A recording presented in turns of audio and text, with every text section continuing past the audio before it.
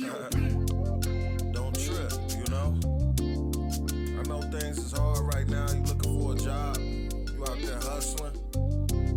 Money gonna come your way, just don't trip. Gotta keep your shoes tied. This is part 4 of the Russell Poole theory. And now we're going to talk about the thieves are inside of death row records. You have Rafael Perez convicted of stealing evidence out of evidence lockers. You have David Mack convicted of robbing a Bank of America broad daylight with 2 accomplices. And you have Kevin Gaines having most likely stolen the evidence in the Snoop Dogg murder trial. You have Reggie Wright Jr., who's known to rob drug dealers.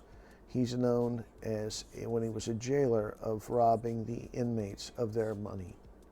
And so we have thieves now inside of death row records. And Reggie Wright Sr. always wants to know about where the busts are going to happen the night before the busts happen so that there could be a pre-raid done. And we know in the aftermath of the Tupac murder that there was a pre-raid that was done the day before, and the day before the raid actually happens when they round up Orlando Anderson and other people. There's a pre-raid that happens, so they pretty much know what they're going to get when they go out and do the actual raid. And so we have thievery happening. Why is this important? Well, you have thieves inside of death row records, and the temptation of being able to take down that big of a score is way too much for these thieves. They have to do it. They have to take down this score. And how do we know that that Compton Police and LAPD were working together? Well, in the Snoop Dogg murder trial, we know that the Compton Police and the LAPD were both intimidating the witnesses in the case.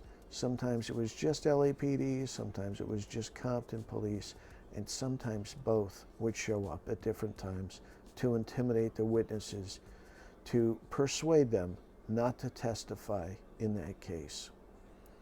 We also have a pattern here. Filberto Cuesta is an amazing LAPD officer who innocently drives into a neighborhood and gets ambushed. And why did he drive into that neighborhood and get ambushed? Well, the drug dealer that was in that neighborhood had been robbed previously.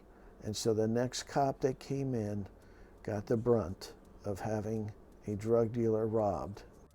When an LAPD cop robs a drug dealer, it changes the rules of engagement. And that's why it puts other officers' lives in danger.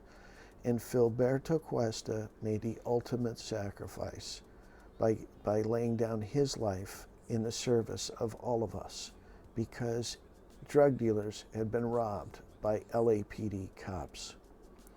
Well, the same thing happens in Compton. We have Burrell and McDonald, who are also gunned down. And why were they gunned down? Because the drug dealers had been robbed by Compton Police. And so the next time the other Compton Police roll into the neighborhood, they suffer the consequences and are gunned down and murdered in cold blood. And Reggie Wright, known to be a thief. Rafael Perez, known to be a thief. David Mack, known to be a thief. And make no mistake about it, these guys were all thick as thieves. And this is an incendiary situation for death row records.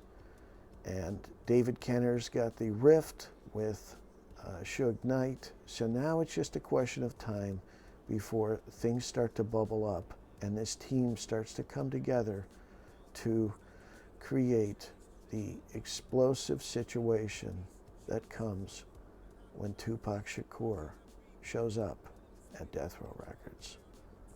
More later.